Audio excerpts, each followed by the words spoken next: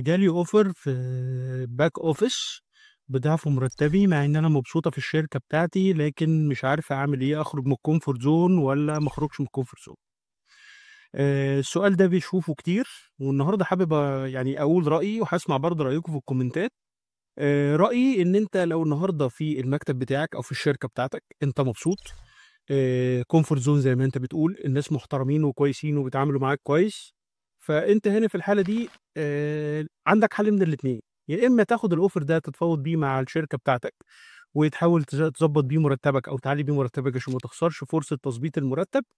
او الحاله التانيه ان هم لو ما اتفقوش معاك وما عرفوش يوصلك لحتى رقم قريب من الرقم اللي جاي لك، لا اخرج من الكومفورت زون وروح الشركه التانيه، وحتى لو الدنيا مش احسن حاجه وما انبسطتش فانت هتاخد فلوس اكتر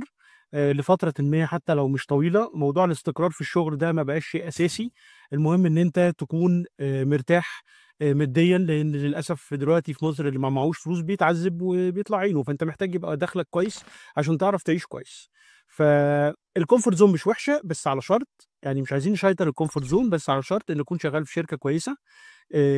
ليها كارير، دي كارير باث كويس وتمام، الناس معاك محترمين، الناس مراعيه الزيادات اللي بتحصل فبتعوضك، كل ده تمام، كومفورت زون جيده جدا لو انت ايه، لو انت الوضع ده اللي انا بقول لك عليه. انما لو مش متقدر بس انت مبسوط عشان الشغل جنب البيت او المواعيد مريحه او الكلام ده كله، بس بتاخد مرتب تعبان، لا طبعا لازم تخرج من الكومفورت زون.